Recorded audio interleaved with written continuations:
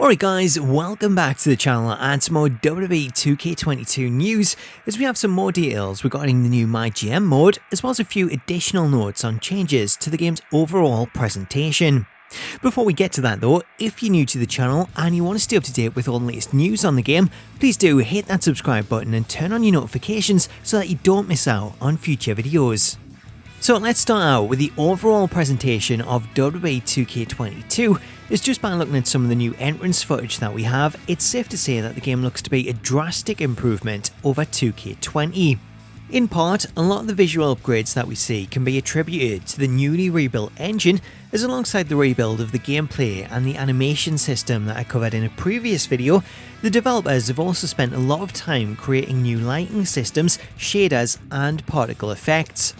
The other factor leading to improved visuals comes from the developers working with the WWE showrunners, as revealed by WWE 2K's creative director Lionel Jinx. WWE 2K22 offers the most authentic atmosphere seen in the franchise from the second that you load in. The focus on quality isn't limited to inside the ring. For WWE 2K22, we consulted with the WWE showrunners and added an all-new game director with virtual cameramen and hundreds of action-packed new angles. From the footage that we've seen so far, it's hard to tell what kind of impact working with the showrunners has had, as the gameplay shown so far has been pretty limited. However, if we do take a look at this shot featuring Bobby Lashley and Chad Gable, one difference that we can see is that the default camera position has changed, as the hard cam looks to be a lot lower now and more drawn in compared with recent games. Continuing to speak on the improvements to the game's presentation, Jinx revealed that the new updates also see improvements in the crowd. The crowd comes to life with new routing sections, audience anticipation of big moves, and hours of new commentary to punctuate the action.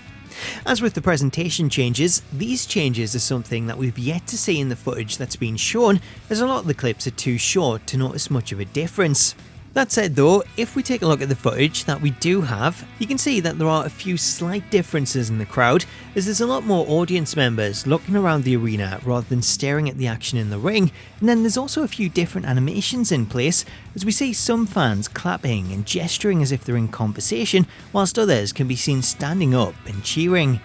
As for the new routing sections, there's no sign of these in the footage that we have, although they do sound like a pretty cool addition, as we now have what is essentially our own Cesaro section in the crowd where chants can originate. As for the fans anticipating big moves, we do see the crowd jump up as Lashley sets up for the Dominator, although to be honest, this just looks like it does in past games, therefore maybe this alludes to something different, as if the fans were anticipating big moves when you're on top of the Hell in a Cell, or a ladder, or something to that regard.